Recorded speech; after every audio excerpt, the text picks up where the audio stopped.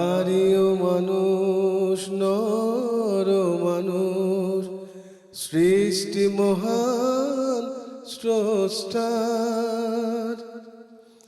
কর্মগুণে আমরা মানুষ, নেই তো কোনো অহংকার। আসসালামু আলাইকুম। লাভেলো নিবেদিত মহিলাঙ্গনের আজকের পর্বে আপনাদের স্বাগত জানাচ্ছি আমি ফারাহ দোলন। মহিলাঙ্গন এনটিভির একটি নিয়মিত পাক্ষিক অনুষ্ঠান। শুরুতেই আলোকপ্রভা। নারী ও মানুষ, নর ও মানুষ। আলোকপ্রভায় আজ স্টুডিওতে আমাদের সঙ্গে উপস্থিত আছেন প্রফেসর ডক্টর সালমা আইনি, শিক্ষক ও লেখক। আসসালামু আলাইকুম রহমতুল্লাহি ওয়া বারাকাতুহু। আপা, আলোকপ্রভায় আমরা নারী সাহাবীদের জীবনী নিয়ে আমরা কথা বলি, তাদের ত্যাগের কথা শুনি, তাদের জীবনের কথা শুনি। আজ আমরা কার কথা শুনবো? আলহামদুলিল্লাহ রাব্বিল আলামিন, আল্লাহ তাআলা আমাদেরকে সুযোগ করে দিয়েছেন তাদের কথা শুনবার এবং জানবার জন্য। আজকে আমরা আলোচনা করব আসমা বিনতে আবু বকর, তাকে নিয়ে ইনশাআল্লাহ। আসমা বিনতে আবু বকর রাদিয়াল্লাহু তাআলা আনহা, উনি একজন অনন্য সম্ভ্রান্ত মুসলিম পরিবারের মেয়ে, কারণ উনার বাবা হচ্ছেন স্বয়ং আবু বকর রাদিয়াল্লাহু তাআলা আনহু। আবু বকর রাদিয়াল্লাহু তাআলা আনহু আমরা সবাই জানি যে নবী সাল্লাল্লাহু আলাইহি ওয়াসাল্লামের অত্যন্ত প্রিয় একজন কাছের বন্ধু, সহচর এবং সাহাবী, এবং তিনি ইসলামের প্রথম খলিফা বটে। আসমা রাদিয়াল্লাহু তাআলা আনহার বোন আয়েশা রাদিয়াল্লাহু তাআলা আনহা, এবং তিনি এটিও আমরা জানি যে নবী সাল্লাল্লাহু আলাইহি ওয়াসাল্লামের সহধর্মিণী ছিলেন এবং খুব প্রিয় একজন জীবনসঙ্গী। আসমা রাদিয়াল্লাহু তাআলা আনহার জীবনসঙ্গীর নাম হচ্ছে আজ-জুবাইর ইবনে আল আওয়াম। তিনি নবী সাল্লাল্লাহু আলাইহি ওয়াসাল্লামের একজন বিশেষ দায়িত্বপ্রাপ্ত খুব কাছের ব্যক্তি ছিলেন। আর তাদের ছেলে, তার নাম হচ্ছে আব্দুল্লাহ ইবনে আজ-জুবাইর। তিনি নিজে সততা এবং সত্যের প্রতি তার যে অবিচল মনোভাব, এই জন্য তিনি নিজেই নিজের গুণে গুণান্বিত ছিলেন। তো তাহলে দেখা যাচ্ছে তারা পরিবারের তিনজনই আল্লাহ তাআলার অত্যন্ত কাছের, নবী সাল্লাল্লাহু আলাইহি ওয়াসাল্লামের অত্যন্ত প্রিয় সহচর ছিলেন।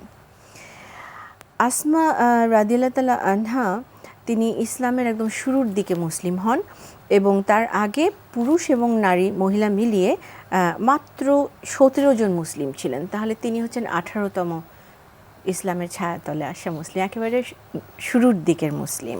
তার তো খুব চমৎকার একটি ডাকনাম রয়েছে এবং সেই নামের আরো অনেক বেশি চমৎকার তাৎপর্য রয়েছে, সেটি নিয়ে যদি আপনি কিছু বলেন। জি, তার আসমা বিনতে আবু বকর রাদিয়াল্লাহু তাআলা আনহা, ওনার ডাকনামটি ছিল দাত আন-নিতাকাইন। আচ্ছা, এর মানে হচ্ছে দুটি কোমর বন্ধনীর মেয়ে, বা যার দুটি কোমর বন্ধনী রয়েছে। এর একটি বিশেষ তাৎপর্য রয়েছে এবং এই নামটি তাকে কখন দেওয়া হলো সেটি আমরা একটু জানার চেষ্টা করি।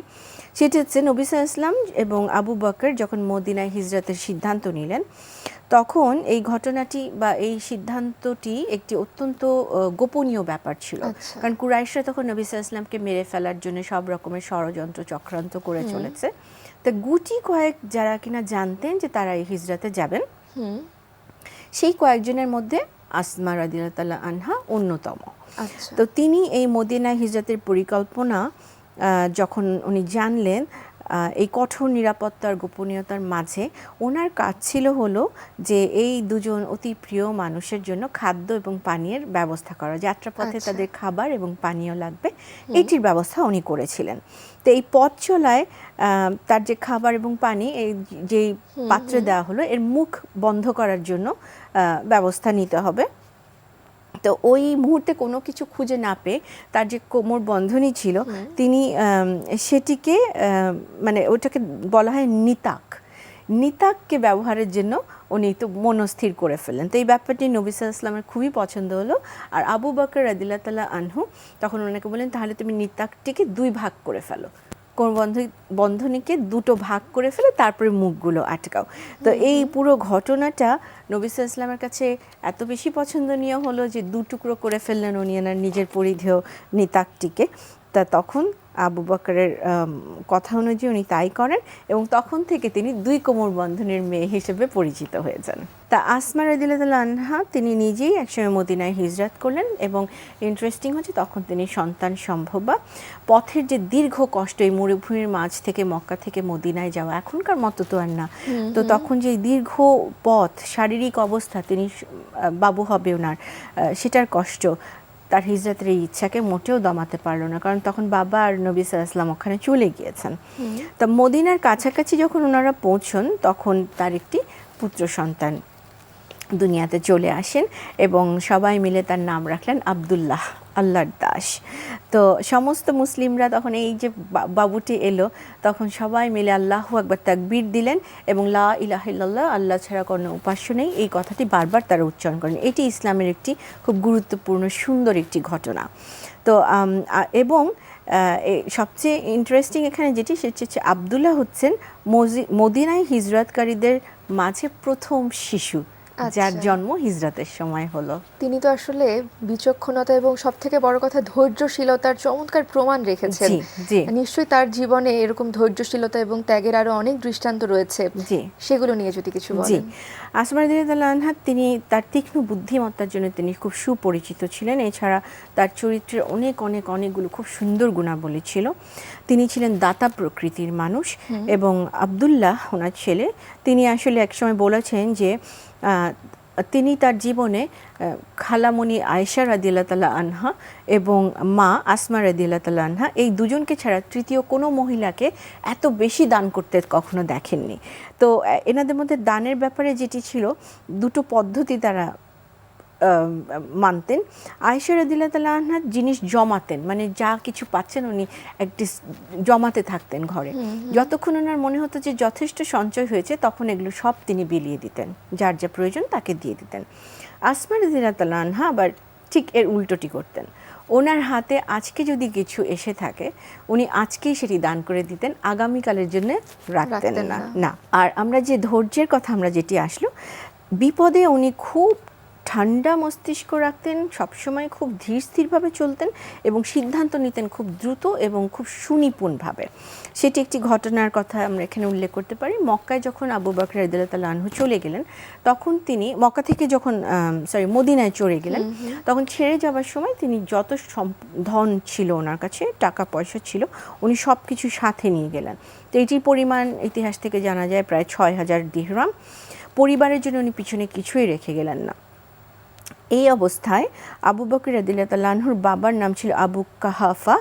তিনি তখন মুশরিক, তিনি ইসলাম গ্রহণ করেননি।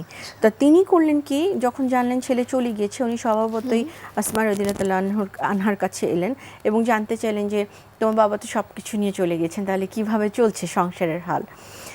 আসমা রাদিয়াল্লাহু তাআলা আনহা তখন কিছু নুড়ি পাথর জোগাড় করে ওটি ওনাদের যেখানে টাকা পয়সা রাখা হতো ওই জায়গাটা নুড়ি পাথর রেখে তার উপর একটি পাতলা কাপড় বিছিয়ে দিলেন।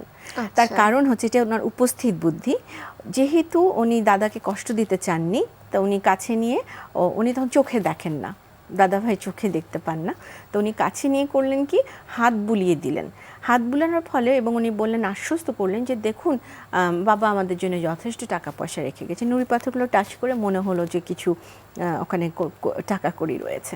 তাতে করে এইটি দুটি জিনিস এখানে প্রতীয়মান হয় যে এক হচ্ছে উনি প্রথমত একজন বৃদ্ধ, ওনার দাদা ভাই, তাকে উনি কোনো মনোকষ্ট দিতে চাইলেন না, কোনো চিন্তায় ফেলতে চাইলেন না যে টাকা পয়সার অভাবে ওনারা এখন খুব কষ্টে পতিত রয়েছেন। এদিক থেকে উনি একজন বৃদ্ধকে এহসান করলেন। আর দ্বিতীয়ত, যেহেতু উনি তখনও মুসলিম হননি, তিনি মুশরিক, আসমা রাদিয়াল্লাহু তাআলা আনহা যথেষ্ট কষ্টে থাকা সত্ত্বেও একজন মুশরিকের কাছ থেকে উনি কোনো কিছু গ্রহণ করবেন না, এই বিধায় উনি ওনাকে এই কৌশলটি উনি অবলম্বন করেছিলেন। তো এই থেকে আমরা বুঝতে পারি যে উনি কষ্টে ধৈর্য ধারণ করেছেন এবং উনি তীক্ষ্ণ বুদ্ধি সম্পন্ন ছিলেন। ওনাকে উনি কষ্টও দেননি দাদা ভাইকে, আবার ওনার কাছ থেকে উনি কোনো কিছু গ্রহণও করেননি, এটি আমরা জানতে পারি। এই গেল একটি আমি ঘটনা বললাম। আর একই ব্যাপারে তার মায়ের প্রতি অনুভূতি একই রকম ছিল। মা যখন, ওনার নাম ছিল কুতাইলা, উনি যখন আসমাকে দেখতে এলেন, অনেক মানে সুন্দর সুন্দর জিনিসপত্র নিয়ে এসেছেন মেয়ের জন্য, খুব আকর্ষণীয়। তো আসমা রাদিয়াল্লাহু তাআলা আনহা তখন ওনাকে প্রথমত ঘরে ঢুকতে দিতে অপারগতা প্রকাশ করেন এবং দ্বিতীয়ত উপহার নিতেও অস্বীকার করেন। কিন্তু পরবর্তীতে এই সময় যে তীক্ষ্ণ বুদ্ধি এবং উনি যে ইসলামের প্রতি অনুরাগ, উনি করলেন কি, একজনকে পাঠিয়ে দিলেন হযরত আয়েশা রাদিয়াল্লাহু তাআলা আনহার কাছে, যাতে আয়েশা রাদিয়াল্লাহু তাআলা আনহা আবার নবী সাল্লাল্লাহু আলাইহি ওয়াসাল্লামের কাছ থেকে জেনে নিতে পারেন যে এই অবস্থায় মুশরিক মা, সেই অবস্থায় তাহলে কি করণীয়। তার মানে ওনার কি বলবো সম্মতি বা ওনার যে উনি কি ভার্ডিক্ট দেন এটার জন্য উনি অপেক্ষা করলেন। তো নবী সাল্লাল্লাহু আলাইহি ওয়াসাল্লাম জানালেন যদিও তিনি মুশরিক, যেহেতু উনি মা, কাজে ওনাকে ঘরে ঢুকতে দিতে হবে সসম্মানে, এবং সেই সাথে ওনার যে উপহারগুলো উনি এনেছেন মেয়ের জন্য সেটিও খুব সুন্দরভাবে সুবহানাল্লাহ। গ্রহণ করতে আপা, হবে। আমরা অনেকটাই শেষের দিকে আছি জি। আজকের আলোক প্রভার। জি, মদিনায় প্রথম দিনগুলো তার ছিল খুবই কষ্টের হিজরতের পরে, এবং স্বামী খুব দরিদ্র ছিলেন। তখন উনি নিজেই বলেছেন যে উনি ওনাদের একমাত্র সম্পদ বলতে ছিল একটি ঘোড়া। তো আসমা নিজেই বলেছেন যে তিনি ঘোড়াটিকে খাবার পানি দিতেন, গম ভাঙিয়ে আটা তৈরি করে খামির বানাতেন, সেই খামির থেকে উনি নিজে রুটি তৈরি করতেন। আর খুব বেশি ভালো রুটি উনি তৈরি করতে পারতেন না, এটা উনি নিজেই বলেছেন। তখন আনসার নারীরা ওনাকে সাহায্য করতেন। আর আল জুবাইরের একটি জমি ছিল যেটি নবী সাল্লাল্লাহু আলাইহি ওয়াসাল্লাম ওনাকে চাষ করতে দিয়েছিলেন। সেই জমি থেকে উনি শস্য নিজের মাথায় বহন করে দীর্ঘ পথ হেঁটে আসতেন। দীর্ঘ পথ বলতে বোঝায় এটি প্রায় 8 কিলোমিটার পথ ছিল, এবং এই পুরোটা পথ উনি এই ইসলাম গ্রহণ করার ফলে এই সমস্ত কষ্ট উনি সহ্য করে মানে গিয়েছেন। ধৈর্য, কষ্ট এবং ত্যাগের আমরা অনেক বেশি সাক্ষ্য পাই জি। আসমা রাদিয়াল্লাহু তাআলা আনহা তার জীবনী জি, থেকে। জি। অসংখ্য ধন্যবাদ আপা আপনাকে স্টুডিওতে এসে এত সুন্দর আলোচনা করবার জন্য। আলহামদুলিল্লাহ, আপনাকেও অনেক অনেক ধন্যবাদ। এবারে আলোচনা। নারী ও মানুষ, নর ও মানুষ। আলোচনার জন্য আজ স্টুডিওতে আমাদের সঙ্গে উপস্থিত আছেন ডক্টর মাহবুবা রহমান, সাবেক বিভাগীয় প্রধান, ইসলামিক স্টাডিজ বিভাগ, লালমাটিয়া মহিলা কলেজ। আসসালামু আলাইকুম। আপা, আজ আমরা কথা বলবো গীবত নিয়ে। গীবত তো ভীষণভাবে নেতিবাচক প্রভাব ফেলে সমাজে। আজ আমরা এটি নিয়েই কথা বলবো এবং শুরুতেই জানতে চাইবো গীবত বলতে আমরা কি বুঝি? গীবত আসলে অর্থ, এটা আরবি শব্দের অর্থ হচ্ছে পরচর্চা, পরনিন্দা। পরনিন্দা, সমালোচনা করা, তারপরে কারোর দোষ প্রকাশ করা এবং তার কিংবা অগোচরে। কুৎসারটনা করা। হ্যাঁ, এবার ইসলামী পরিভাষা যেটা বলা হয় সেটা হচ্ছে কারোর অনুপস্থিতিতে অর্থাৎ অগোচরে যদি তার সম্পর্কে আমরা এমন কথা বলি যেটা পরবর্তী সময়ে সে শুনে তোমার মনে কষ্ট পায়, এটাকে বলা হয় গীবত। আর আমরা সাধারণ পরিচিত ভাষাও কিন্তু বলি যে কারোর অনুপস্থিতি যখন আমরা তার সমালোচনা করি, এক কথা বলা চলে, সেটাই কিন্তু গীবত বলা হচ্ছে। একেবারে। মহানবী সাল্লাল্লাহু আলাইহি ওয়াসাল্লাম অর্থাৎ আবু হুরায়রা রাদিয়াল্লাহু তাআলা থেকে বর্ণনা করছেন যে একবার মহানবী সাল্লাল্লাহু আলাইহি ওয়াসাল্লাম আমাদেরকে জিজ্ঞাসা বললেন, তোমরা কি জানো গীবত কি? তখন সাহাবীরা বলল, এটা একমাত্র আল্লাহ এবং তার রাসূলই জানেন। আচ্ছা। তখন মহানবী সাল্লাল্লাহু আলাইহি ওয়াসাল্লাম বললেন যে তোমরা হয়তো এমন একজন ব্যক্তির কথা বলছো, তার দোষ নিয়ে আলোচনা করছো, সে তোমাদের সামনে উপস্থিত নাই, কিন্তু তার অগোচরে বা তার অনুপস্থিতি তোমরা কথাগুলি বলছো। পরবর্তী সময় যখন তিনি এই কথাগুলি শুনবে তখন তার মনে অনেক কষ্ট লাগে, এটাই কিন্তু গীবত। একেবারে। তখন একজন সাহাবী বললেন, আচ্ছা রাসূল করিম সাল্লাল্লাহু আলাইহি ওয়াসাল্লাম, যদি এমন হয় আমরা যা বলছি তার মধ্যে ওই কথাটা ঠিকই, অর্থাৎ সেই আচ্ছা। দোষটা করেছে, আচ্ছা। তাহলে কি গীবত হবে? তখন রাসূলুল্লাহ সাল্লাল্লাহু আলাইহি ওয়াসাল্লাম বললেন, হ্যাঁ, তাহলে? যদি এমনও হয় তার মধ্যে সেটা আছে তারপর তোমরা বলো সেটা গীবত হবে। তবে হ্যাঁ, যদি তার মধ্যে ওই দোষটা না থাকে তারপরেও তোমরা বলো, এটা তখন গীবত না হয়ে এটা আরবিতে বলে বুহতান, যার সব অর্থ হচ্ছে অপবাদ। অর্থাৎ যখন সত্যি ঘটনাটাই আমরা বলি তার আড়ালে, সেটা হচ্ছে গীবত। গীবত। আর যখন ওই কথা তার মধ্যে নাই, অর্থাৎ আমরা মিথ্যা বা বানিয়ে বানিয়ে বলা বললাম, হচ্ছে। সেটা হচ্ছে অপবাদ। আচ্ছা। গীবত আর অপবাদ মধ্যে এইটুকু পার্থক্য, আপা। কিন্তু দুটাই খারাপ। আচ্ছা আপা, কোরআনে এই গীবতের ব্যাপারে কি দিক নির্দেশনা এসেছে বা হাদিসে? হ্যাঁ, আল্লাহ রাব্বুল আলামিন স্পষ্ট করে বলেছেন যে গীবতটা অবৈধ। আচ্ছা। যেমন আল কোরআনের সূরা হুজুরাতের 12 নম্বর আয়াতে বলছেন, আলা ইয়াকতাব বাদুকুম বাদান আইহিব্বু আহাদুকুম আয়াকুল লাহমা আকিহি মাইতান ফাকারিতুমু। অর্থাৎ এখানে আল্লাহ বলতে চাচ্ছেন যে তোমরা একে অপরের কখনো কি করো না, অপবাদ দিও না বা সমালোচনা করো না, গীবত করো না, তোমরা গীবত করো না। এবং তুমি কি তোমার মৃত ভাইয়ের গোশ খেতে পছন্দ করো? প্রশ্ন করে বলছে এখানে এই আয়াতের মধ্যে, না তোমরা পছন্দ করো না। অর্থাৎ এই আয়াতের মাধ্যমে আমরা স্পষ্টই বুঝতে পারছি গীবত করাটাকে মৃত ভাইয়ের গোশত খাওয়ার সঙ্গে তুলনা করা হচ্ছে, না বলা হতো না। অর্থাৎ কোনো মানুষ কতটাই নেতিবাচক হতে পারে। একটা বিবেক সম্পন্ন ব্যক্তি কখনোই তার মৃত ভাইয়ের গোশত খেতে চাবে না, চাবে কি কখনো? এটা অবশেষে অপছন্দ করবেন। এইভাবেই আয়াতের মধ্যে এই কথাটা উল্লেখ করে বোঝানো হচ্ছে যে কত খারাপ কাজ এটা, যে তোমরা এটা করছো, কিন্তু তোমরা কখনোই তাহলে গীবত করো না। এবং মহানবী সাল্লাল্লাহু আলাইহি ওয়াসাল্লাম বলছেন যে গীবত কিন্তু ব্যভিচারের চেয়ে তো মারাত্মক। তিনি বলেন, তখন সাহাবীরা বললেন, ইয়া রাসূলুল্লাহ, এটা কি করে সম্ভব যে ব্যভিচারের চেয়ে তো গীবত মারাত্মক, মানে অপরাধ হবে? তখন রাসূলুল্লাহ বললেন, হ্যাঁ, কারণটা হচ্ছে এই যে যখন মনে করো তোমরা কোনো ব্যভিচার করেই ফেলেছো অন্যায়ভাবে বা না যেমন করে করেছো, তখন যদি তুমি আল্লাহর কাছে তওবা করো, ক্ষমা প্রার্থনা করো, আল্লাহ যদি তোমার দয়াবান হয়, তোমাকে আল্লাহ ইচ্ছা করলে মাফ করতে পারেন। কিন্তু তুমি যার গীবত করেছো আল্লাহ মাফ করতে পারবেন না, করবেন না। কেন করবেন না? যতক্ষণ পর্যন্ত গীবতকারী তোমাকে ক্ষমা সেই না করে। ব্যক্তি ক্ষমা না করে। কিন্তু এখন এমন হতে পারে যে যার সম্বন্ধে গীবত করা হচ্ছে তিনি হয়তো মারাও যেতে পারেন, বা খুব অল্প সময়ের মধ্যে, কিংবা এটাও হতে পারে অনেক দূরে চলে গেছে, আমি তার কাছে আর ক্ষমাও চাইতে পারতেছি না। তাহলে এখন কি করে সম্ভব? তখন অবশ্য মহানবী সাল্লাল্লাহু আলাইহি ওয়াসাল্লাম, তখন সাহাবীরা বললো, তাহলে এটা কী করে আমরা এখান থেকে পরিত্রাণ পেতে পারি, এটা কী করে সম্ভব হবে এর ক্ষতিপূরণটা করা? তখন রাসূল করিম সাল্লাল্লাহু আলাইহি ওয়াসাল্লাম বলেন, হ্যাঁ, একটা উপায় আছে, সেটা হচ্ছে এই, তুমি যার গীবত করবে তখন তুমি আল্লাহর কাছে এইভাবে দোয়া করবে যে, হে আল্লাহ, তুমি আমার গুনাহটাও মাফ করো, আমি যার গীবত করছি তার গুনাহটাও মাফ করে দাও। তখন আল্লাহ রাব্বুল আলামিন তোমার গুনাহটা মাফ করতে পারেন। তাহলে দেখা যাচ্ছে যদি কেউ করেই ফেলে, আসলে ভুল তো মানুষই করে, এখন যদি কেউ গীবত করে ফেলেছে যদি না মাফ পায় তাহলে তো তার জন্য খুবই কষ্ট। রাসূল করিম সাল্লাল্লাহু আলাইহি ওয়াসাল্লাম আমাদেরকে একটা পথ বাতলাই দিলেন যে হ্যাঁ, তোমরা এইভাবে ক্ষমা চাইলে, এইভাবে ক্ষমা চাইলে, তাওবা করলে ক্ষমা হতে পারে। আপা, আপনার কাছে একটু জানতে চাইবো যে অনেক সময় হয় না যে অনেকগুলো মানুষ একসঙ্গে বসে কারো নামে গীবত করছে, হয়তো একজন করছে, অন্যরা কেউ করছে না, তারা নিশ্চুপভাবে শুনছে, মানে এটাও কি উচিত নাকি এটাও করা উচিত না? এই ব্যাপারে কোনো দিক নির্দেশনা আছে এটা কিনা? যেমন আমরা আসলে দেখা যায় যখন আমরা অনেক বন্ধু বান্ধব একসাথে বসে থাকি, তখন দেখা যায় একসাথে বসে তো অনেক কথা হয়েছে, কখনো সহপাঠী, কখনো বন্ধু বান্ধব, কখনো আত্মীয়, কারো না কারো, হ্যাঁ, আমরা কথা বলেই থাকি। এখন যখন আমরা আলাপগুলো করি, তাহলে কি সেটা কি শোনা যাবে না নিশ্চুপ থাকা যাবে, বা সেখানে আমি কি করব, নাকি উঠে চলে যেতে হবে? এখন আল্লাহ রাব্বুল আলামিন পবিত্র কোরআনেই বলছে এটা।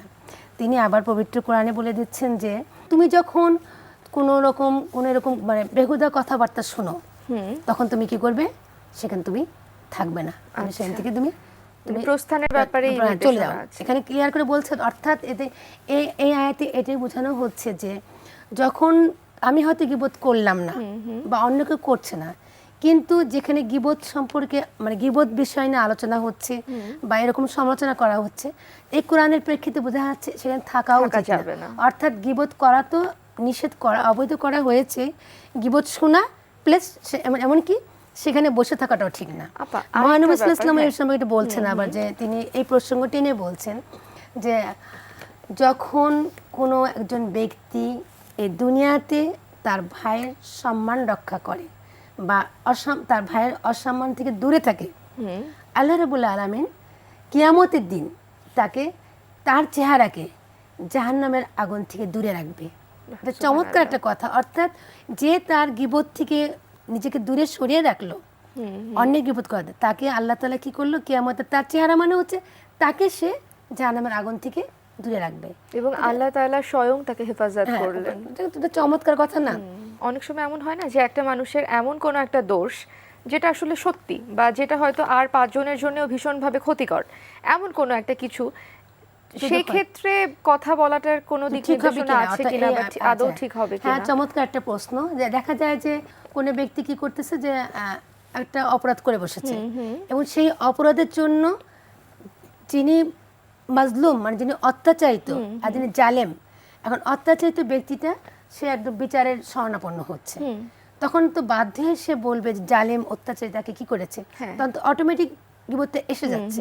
কিন্তু যতক্ষণ পর্যন্ত সে জিনিসটা খুলে না বলবে ততক্ষণ তো বিচারক বুঝবে না। এই ক্ষেত্রে কিন্তু অর্থাৎ মাজলুম জালেমের সম্পর্কে যখন ঘটনার বর্ণনা করতে গিয়ে গীবত আসে, তখন এটা জায়েজ।